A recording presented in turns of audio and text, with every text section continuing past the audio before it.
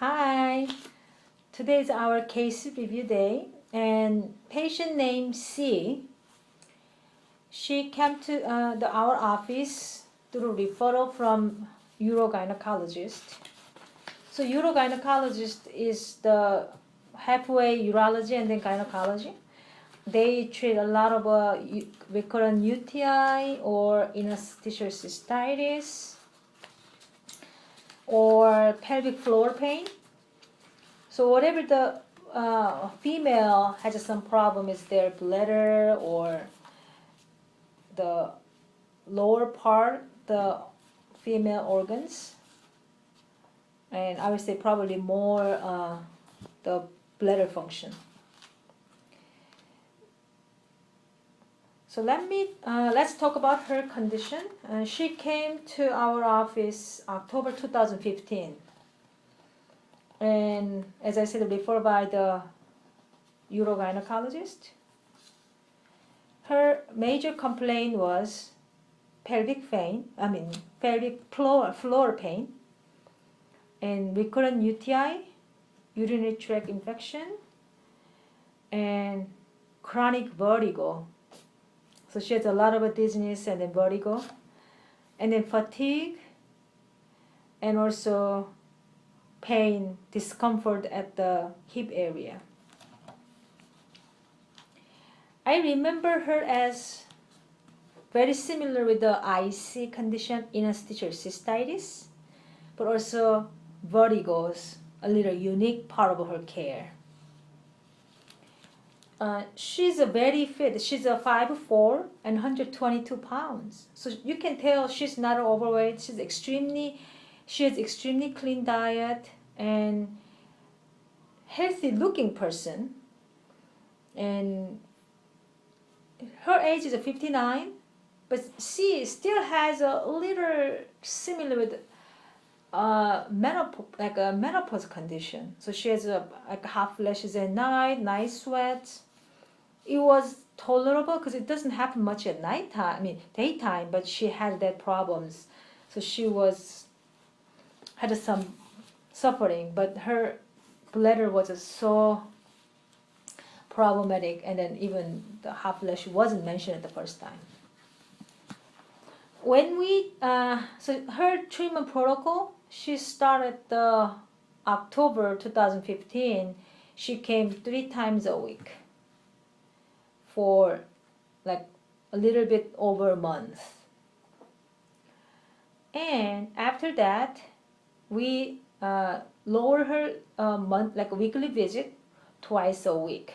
So she came almost like 20 visits.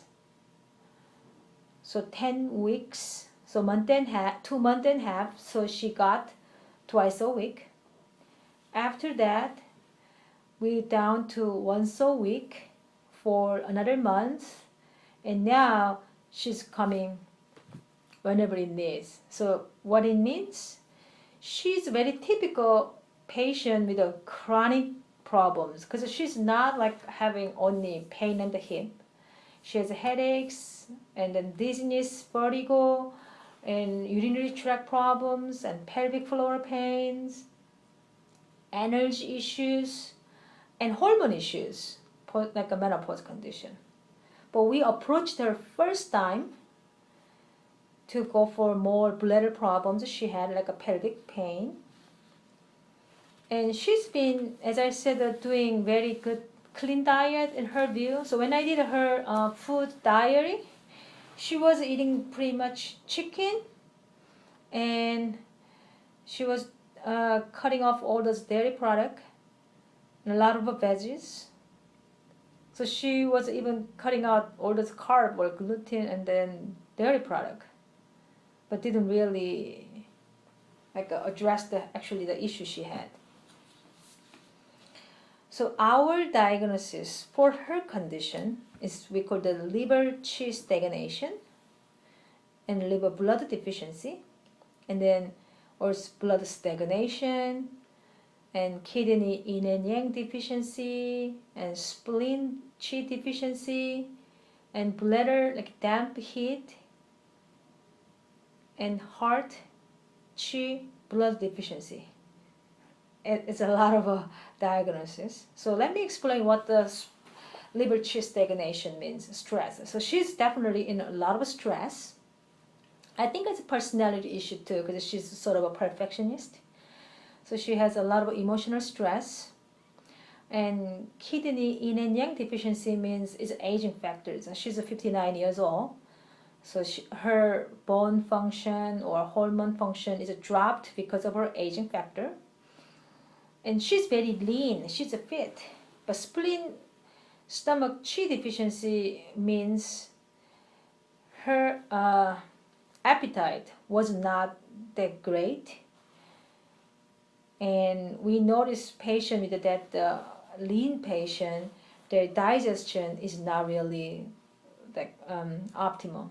So if you eat something and it gives some like a bloating and uncomfortable, and this patient tend to stop eating.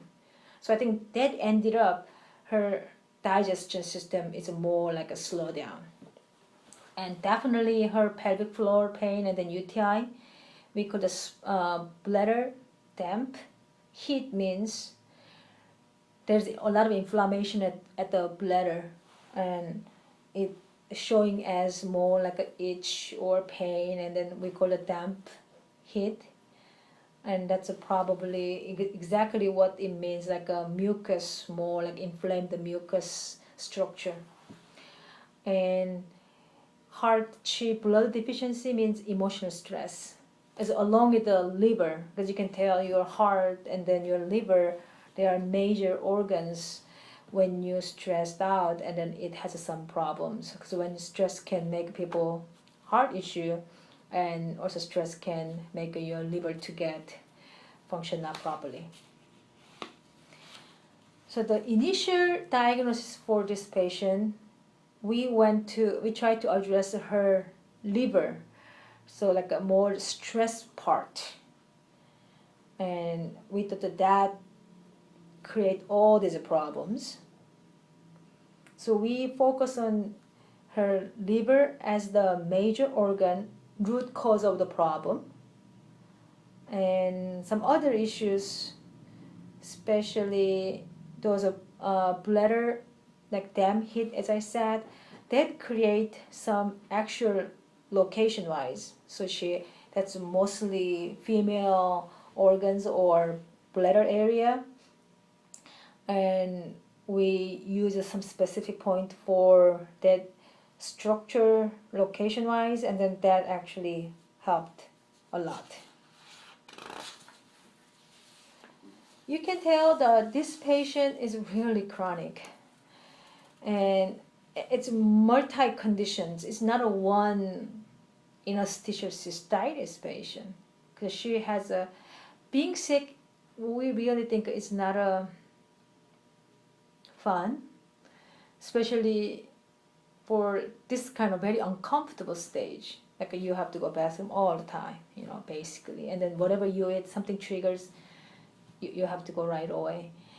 And she was very emotionally burned out, but you can tell she came 3 times a week, 2 times a week, once a week, and total her visit was until today 53 visits.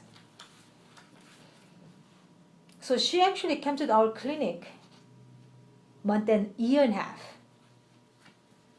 You can tell by this patient or patient care reviews, the case review, we cannot fix the patient's problem if they not come. But she was really committed, and she wanted to make changes, and she had a big trust on us.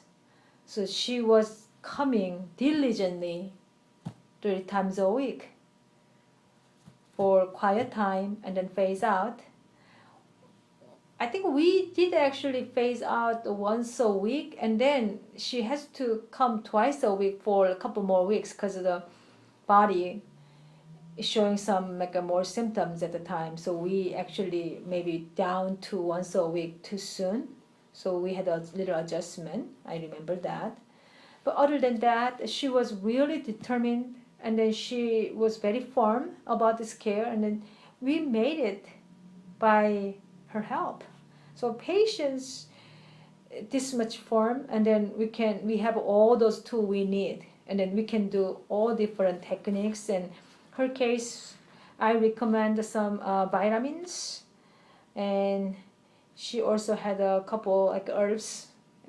She was, I think, really doing well with acupuncture, but her vertigo and those are the hormone related problem was actually it's got much better when we added up some herb like a treatment to her care.